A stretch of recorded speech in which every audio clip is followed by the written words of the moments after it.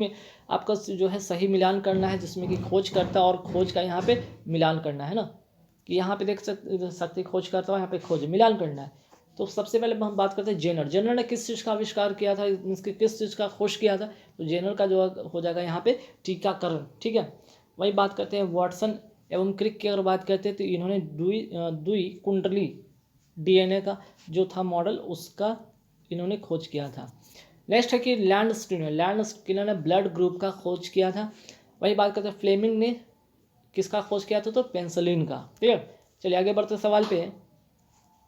Next जो सवाल निम्नलिखित में कौन सा सबसे अधिक प्रत्यास्थ है। इलास्टिसिटी जिसमें होती है सबसे ज़्यादा किस में होती है, तो सबसे ज़्यादा इलास्टिसिटी की बात करें तो सबसे ज़्यादा होता है स्टील में। ठीक है, अब यहाँ पे जानेंगे कि इलास्टिसिटी जो है वो क्या है, वो क्या गुण है। ये वो गुण है जिसमें किसी भी वस्तु के परिवर्तन का क्या करता है, विरोध करता है। ठीक है, और जैसे अगर उसको बल को हटा लिया जाता है तो वो अपने पूर्व स्थिति में वापस आ जाता है, इसको कहते हैं इलास्टिसिटी। क्लियर, तो इसका करेक्ट आंसर होगा। नेक्स्ट क्वेश्चन काफ़ी इंपॉर्टेंट कि वर्ण अंधता वाले व्यक्ति को लाल रंग दिखाई कैसा देगा। अगर वो लाल रंग देखता है तो उसको कैसा दिखाई देगा, है ना। तो ध्यान रखिएगा यहाँ पे जो लाल रंग होगा वर्ण अंधा वाले व्यक्ति को क्या दिखाई देगा यहाँ पे, तो यहाँ पे लाल रंग कैसा दिखाई देगा, लाल रंग उसको हरा दिखाई देगा। ठीक है, लाल रंग उसको क्या दिखाई देगा, हरा दिखाई देगा।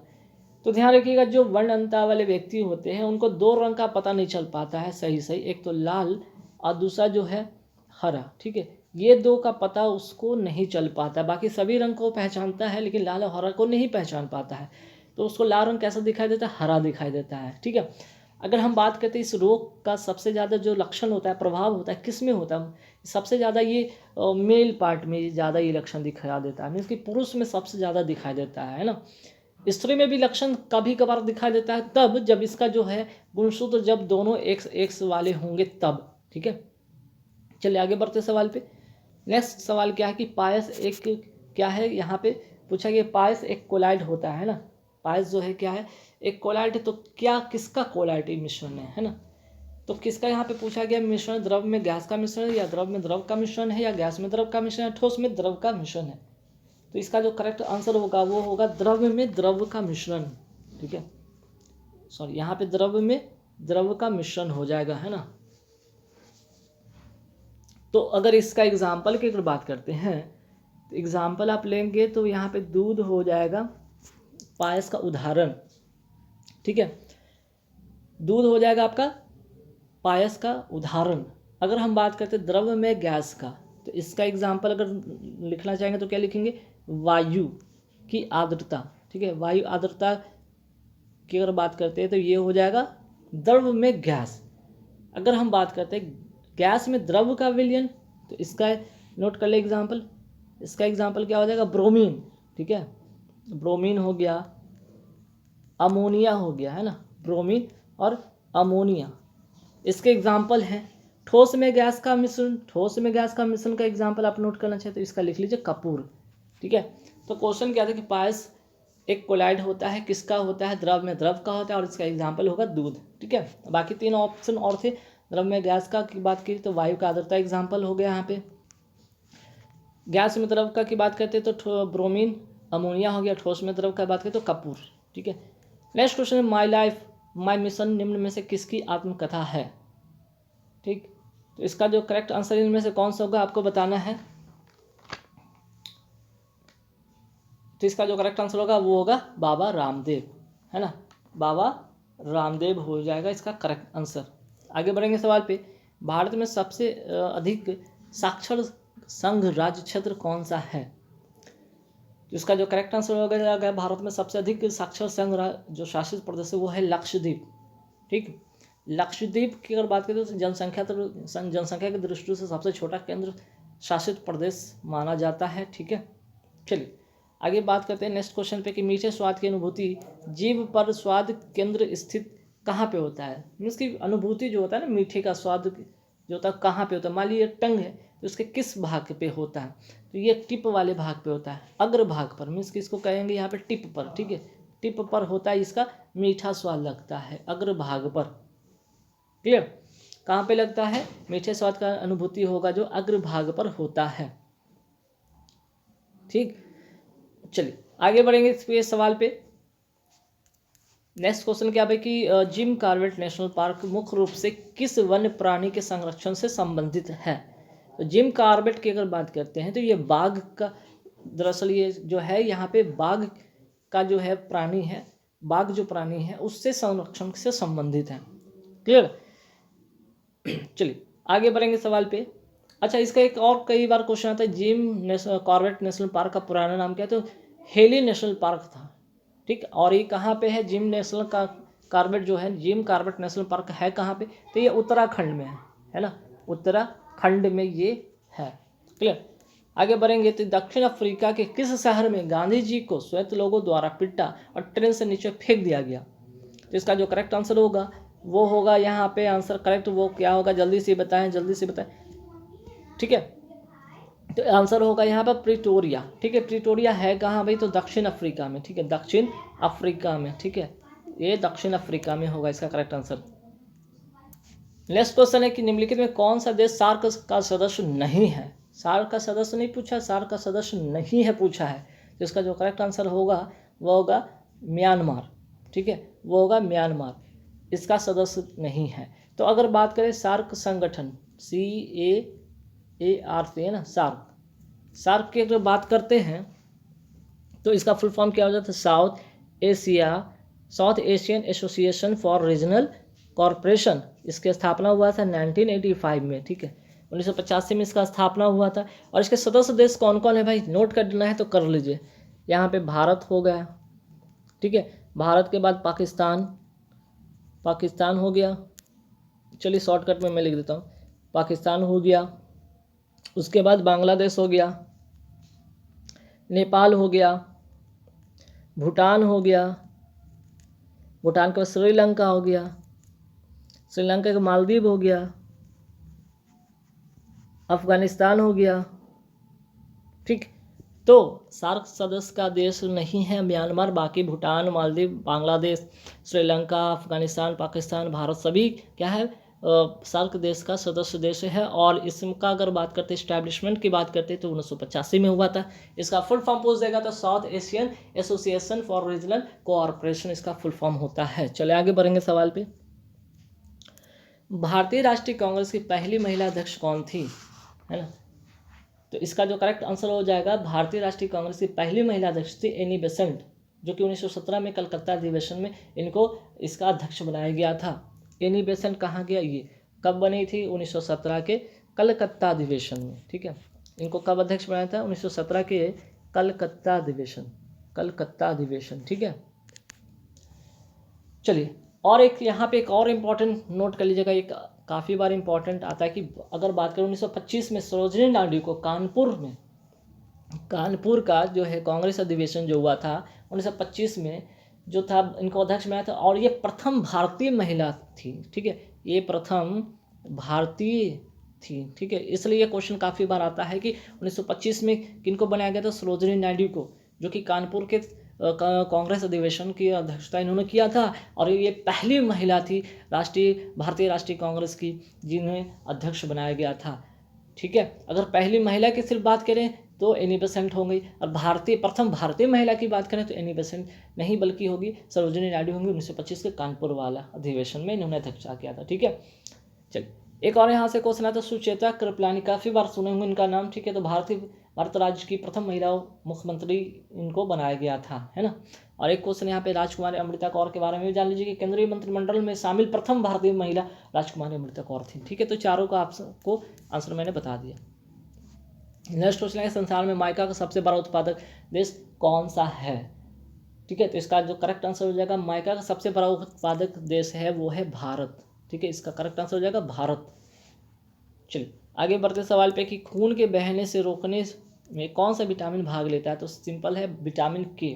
ठीक है, विटामिन के, और इसका जो रासायनिक नाम की अगर बात करते हैं तो इसका रासायनिक नाम क्या है? फिलोक्विनोन। ठीक है, फिलोक्विनोन, ध्यान रखिए, काफ़ी इंपॉर्टेंट क्वेश्चन है। अगर विटामिन डी की बात करते हैं तो इसका रासायनिक नाम क्या है? कैल्सीफेरॉल। ठीक है, विटामिन सी की बात करते हैं तो एस्कॉर्बिक एसिड, और विटामिन ए की बात करते हैं तो रेटिनॉल। ठीक, चलिए आगे बढ़े सवाल पे। भारत के उच्च न्यायालय में पहली महिला न्यायाधीश कौन बनी थी? भारत के उच्चतम न्यायालय में, सुप्रीम कोर्ट में, तो आंसर जो हो जाएगा फातिमा बीवी। ठीक है, फातिमा बीवी, इनको पहली महिला न्यायाधीश होने का गौरव प्राप्त है। चलिए आगे बढ़ेंगे सवाल पे। सबसे पुराना वेद कौन सा है? तो सबसे पुराना वेद कौन सा है इसमें? आंसर होगा ऋग्वेद। सबसे पुराना वेद है ऋग्वेद। ठीक है, आगे बढ़ेंगे सवाल पे। चलिए एक और क्वेश्चन यहाँ से आता है कई बार कि भारतीय संगीत का जनक कहा जाता है, तो ये सामवेद का हो जाएगा। ठीक है, और गद और पद वाला वेद की अगर बात करते हैं तो अर्जुन वेद हो जाएगा, गद एवं पद दोनों वाला, है ना। यहाँ से क्वेश्चन आता है अर्जुवेद। ठीक है, तंत्र मंत्र की बात करते हैं तो अथर्ववेद में आ जाता है ना। आगे बढ़ेंगे सवाल पे। अर्थ शब्द का शाब्दिक अर्थ क्या है? आर्ट शब्द का शाब्दिक अर्थ है श्रेष्ठ या कुलीन, इसका करेक्ट आंसर होगा।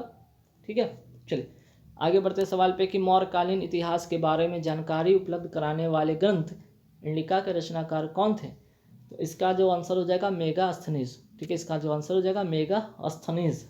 ठीक, अब इसके बारे में भी और जैसे सुने कि सेल्यूकस निकेटर ने मेगास्थनीज को चंद्रगुप्त के दरबार में भेजा था। तो ठीक है, ये किसके दरबार में आया था? चंद्रगुप्त के दरबार में आया था। ठीक है, और इसने जो इंडिका नामक पुस्तक की रचना की जिसमें किसका वर्णन किया था? तो इसने मौर्य काल का वर्णन किया था। ठीक है, ये किसके दरबार में आया था? चंद्रगुप्त के दरबार में आया था, चंद्रगुप्त। चलिए आगे बढ़ते सवाल पे। नेक्स्ट क्वेश्चन क्या है भाई, यहाँ पे देखिएगा। नेक्स्ट क्वेश्चन, थोक मूल सूचकांक की नई श्रृंखला हेतु, ठीक है, थोक मूल सूचकांक की नई श्रृंखला हेतु किसकी अध्यक्षता में 18 सदस्यीय समिति का गठन किया गया है? तो देखिए ये जो क्वेश्चन है ये करंट अफेयर्स तक का क्वेश्चन है, तो इसे आप हटा देंगे क्योंकि आपको करंट अफेयर्स ये प्रीवियस ईयर क्वेश्चन है, तो इसलिए इसमें मैं ये वाला क्वेश्चन का नहीं बताऊंगा। हालांकि इसका जो आंसर होगा वो रमेश चंद्र होगा। ठीक है, लेकिन ये आएगा नहीं क्योंकि ये प्रीवियस ईयर का करंट अफेयर्स है। आगे बढ़ेंगे सवाल पे। मुगल बादशाह जो उच्च कोटि के चित्रकार माने जाते थे, तो वो कौन मुगल बादशाह थे जो उच्च कोटि के चित्रकार माने जाते थे? इसका करेक्ट आंसर हो जाएगा जहांगीर। ठीक है, जहांगीर होगा। चलिए आगे बढ़ेंगे सवाल पे। निम्नलिखित में किस खेल में खिलाड़ी को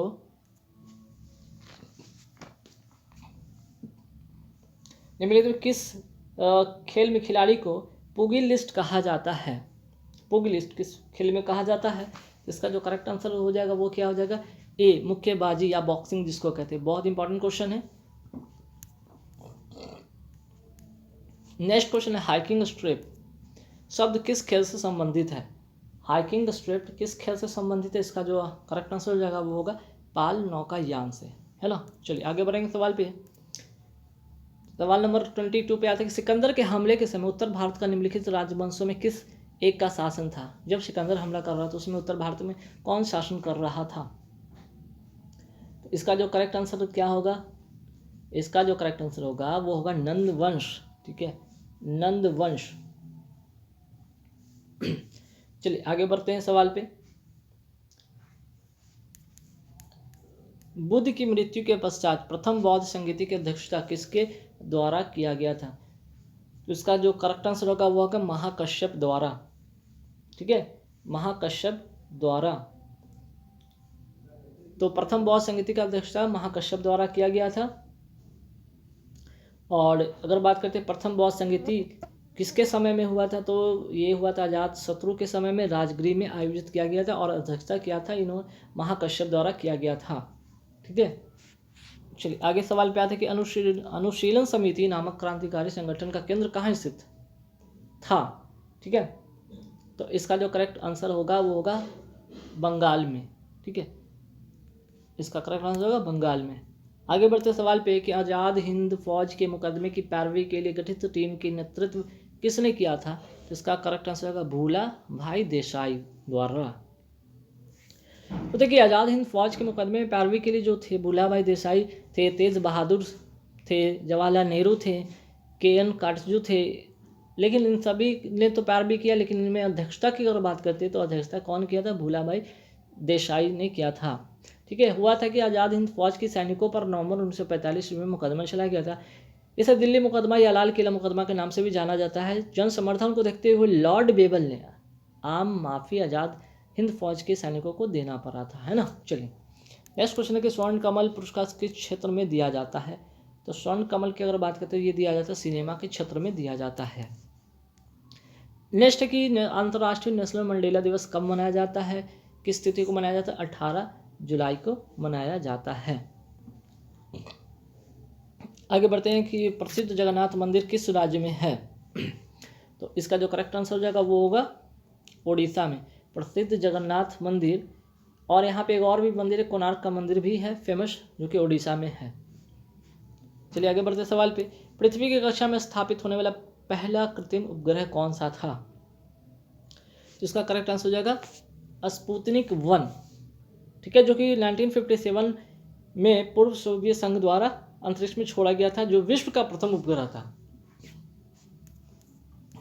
चलिए आगे बढ़ते हैं। निर्जलीकरण में शरीर में निम्न में से किसकी कमी हो जाती है? तो इसका जो करेक्ट आंसर होगा वो होगा सोडियम क्लोराइड। आंसर होगा सोडियम क्लोराइड। नेक्स्ट है कि किस खेल में गेम पॉइंट से गेम और गेमों से सेट बनते हैं? तो इसका करेक्ट आंसर जो होगा वो क्या होगा? टेबल टेनिस, है ना। सॉरी, टेबल टेनिस है, सिर्फ टेनिस होगा। इसका करेक्ट आंसर हो जाएगा टेनिस। भारतीय संविधान का कौन सा अनुच्छेद राष्ट्रपति को लोकसभा भंग करने की शक्ति प्रदान करता है? वेरी वेरी इंपॉर्टेंट क्वेश्चन है।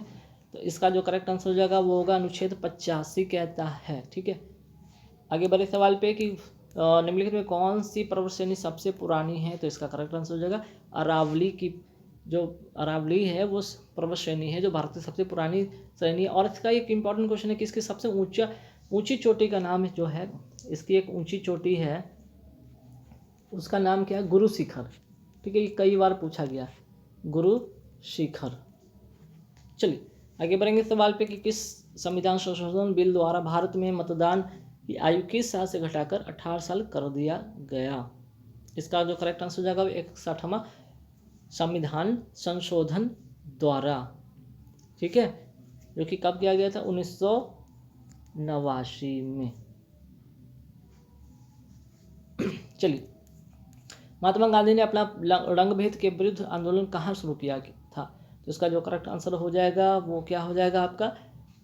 एक तो होगा यहाँ पे, सबसे पहले जान लीजिए कि तो दक्षिण अफ्रीका में हुआ था, लेकिन कहाँ पे? तो नटाल प्रांत में। ठीक है, दक्षिण अफ्रीका के नटाल प्रांत में। ठीक है, चलिए आगे बढ़ते सवाल पे। निम्नलिखित कौन सा भारतीय नागरिक का मूलभूत अधिकार नहीं है? तो जायदाद का अधिकार अब नहीं है। ठीक है, ये मौलिक अधिकार थे, हटा दिया गया जब संविधान की बात करते बना था तो संविधान में 7 मौलिक अधिकार थे। ठीक है, 7 मौलिक अधिकार थे। ठीक है, 7 मौलिक अधिकार थे, लेकिन अब कितने हैं? सिर्फ और सिर्फ 6 मौलिक अधिकार है। ये जो संपत्ति का अधिकार है या जायदाद के अधिकार है, इसको हटा दिया गया। ठीक है, कब हटाया गया? 44वें संशोधन। ठीक है, 44वें संविधान संशोधन के 1978 ईस्वी में इसको हटा दिया गया। अब केवल अनुच्छेद 300 क के अधीन कानूनी अधिकार के अंतर्गत रखा गया। इसे किसके अंतर्गत रखा गया? अनुच्छेद 300 क के अंतर्गत एक कानूनी अधिकार हो गया है ना। चलिए, पोटोमीटर से क्या मापा जाता है?